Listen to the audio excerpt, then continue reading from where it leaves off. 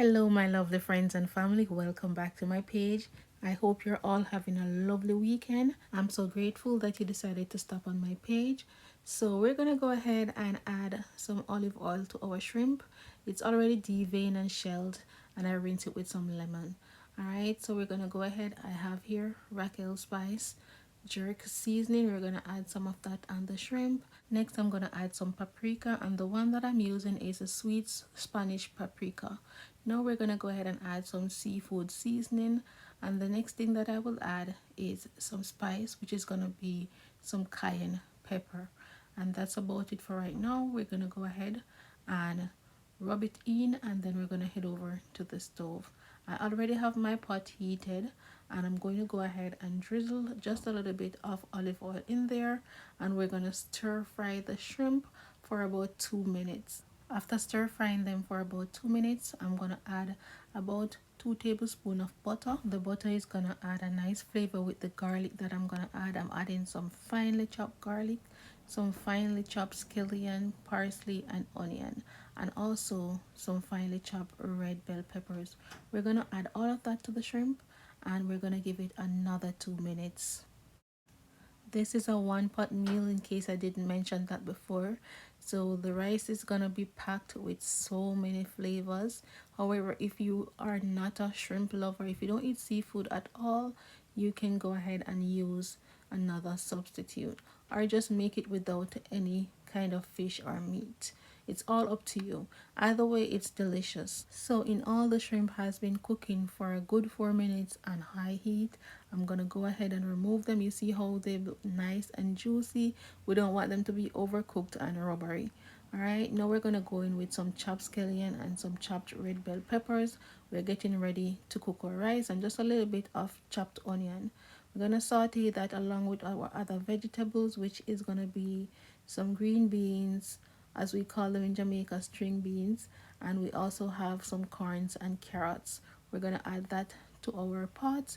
We're gonna saute them for a minute, and then we're going to add our coconut milk.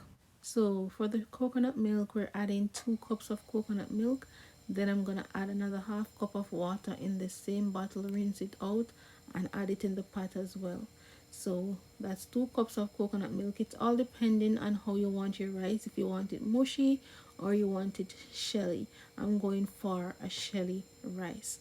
Alright, now it's time to season your pot. You can go ahead and add any seasoning you wish to add. I'm adding some Scotch bonnet pepper, some all-purpose seasoning. I'm also adding some thyme, and I'm just gonna go ahead and add a little salt. After which, you can go ahead, you can taste it and adjust the seasoning to your liking.